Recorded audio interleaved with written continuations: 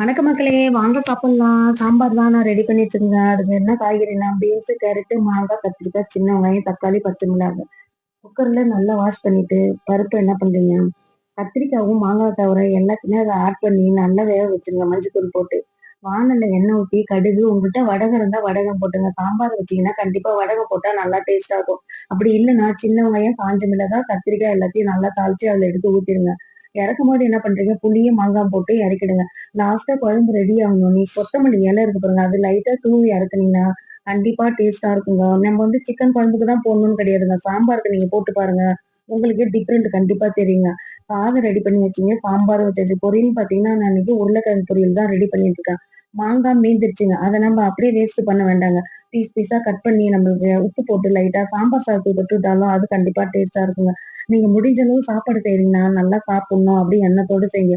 ஏஞ்சோ நெய்யோ சாப்பாடு செய்யணும் அப்படின்னு நீங்க கண்டிப்பா நினைக்காதீங்க. நம்மளால முடிஞ்சது பசங்களுக்கு நல்ல சாப்பாடு டெய்லியும் குடுக்கணும், ஆரோக்கியமா இருக்கணும். மோஸ்ட்லி ஹாஸ்டல் போறத நீங்க அவாய்ட் பண்ணீங்க.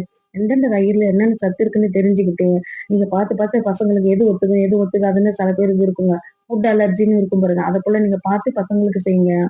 ஆரோக்கியமா இருங்க. நம்ம ஹாஸ்பிட்டல் மோஸ்ட்லி போறத அவாய்ட் பண்ணுங்க. புடிச்சிருந்தா லைக் பண்ணுங்க. நான் டெய்லி வீடியோ போடுவேன். நீங்க கண்டிப்பா பாருங்க.